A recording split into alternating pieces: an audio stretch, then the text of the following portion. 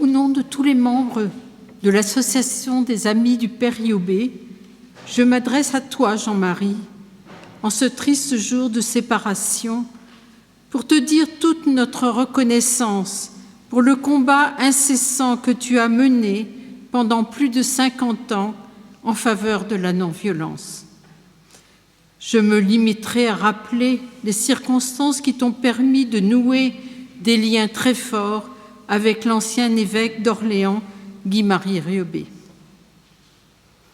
En 1967, tu es professeur de philosophie à Pithiviers et officier de réserve de l'armée française. Ta conviction profonde en faveur de la non-violence est née et a grandi lors de ton service militaire en Algérie. Cela a été déjà évoqué.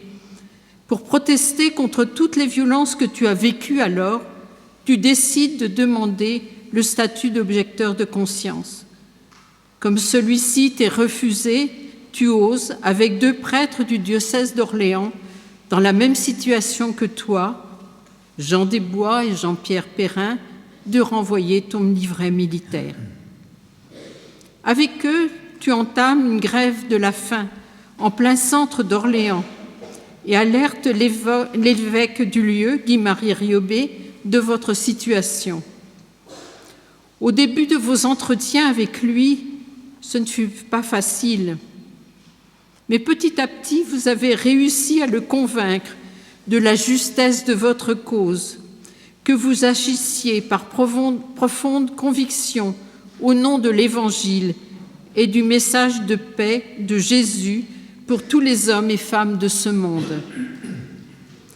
Guy Riobé a compris que l'acte fort que vous posiez, qui est celui de renvoyer votre livret militaire, n'était pas une révolte contre l'armée, mais celui de mettre en lumière toutes les violences commises partout sur la planète et de pouvoir un jour les éradiquer.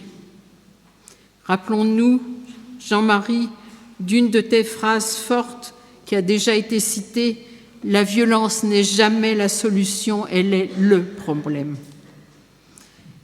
Jean-Marie, avec Jean Desbois et Jean-Pierre Perrin, tu as été traduit en justice au tribunal d'Orléans le 8 janvier 1969. Guy Riobé est venu témoigner en votre faveur. Je me permets de citer ici, devant toi, Jean-Marie, devant ta famille et tes nombreux amis, la fin de sa déposition. Le geste de Jean-Marie Muller, et plus encore parce qu'ils sont prêtres, celui de Jean Desbois et de Jean-Pierre Perrin, heurte quantité de personnes. C'est en pensant à elles que j'ai si longtemps hésité à me présenter à ce procès. Et pourtant, si ceux qui sont aujourd'hui coupables devant la loi savent rester devant Dieu fidèles dans toute leur vie aux valeurs spirituelles qui ont motivé cet acte, je suis persuadée qu'ils collaborent en profondeur, ne serait-ce que par l'interrogation qu'ils nous posent au bien commun de l'humanité et de la France elle-même.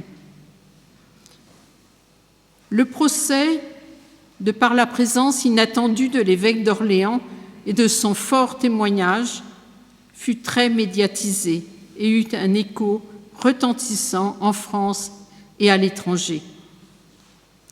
La sentence n'en a pas été moins lourde. Tu as écopé de 3 mois de prison avec sursis. Tu as ensuite quitté l'enseignement et consacré ta vie, le reste de ta vie, à la non-violence, qui a été largement évoquée et dont je ne dirai pas plus. 10 ans plus tard, le 18 juillet 1978, ton ami Guy Riobé décéda accidentellement. Lui qui avait tant œuvré dans son diocèse au rayonnement d'une église pauvre, accueillante et non violente. Sa mort a plongé Jean-Marie, comme pour beaucoup d'autres, dans une profonde tristesse.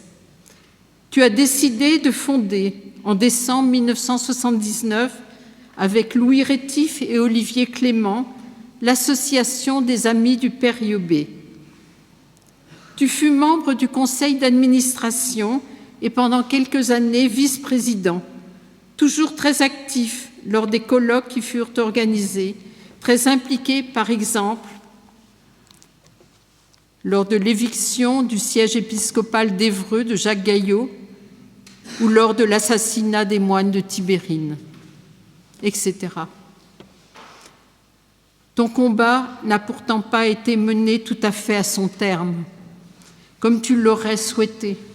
Tu aurais voulu que la société française, tout comme l'Église de France, agisse fermement auprès des autorités politiques contre la dissuasion nucléaire que tu jugeais à juste titre à la fois immorale, inefficace et dangereuse. Ton espoir n'est que remis à plus tard.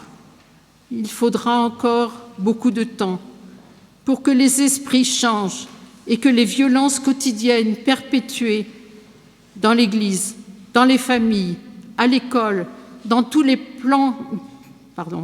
pans de notre société soient éradiquées.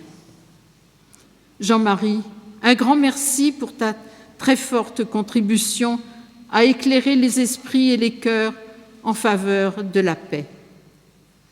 Au nom de tous les membres de l'association, je te dis adieu.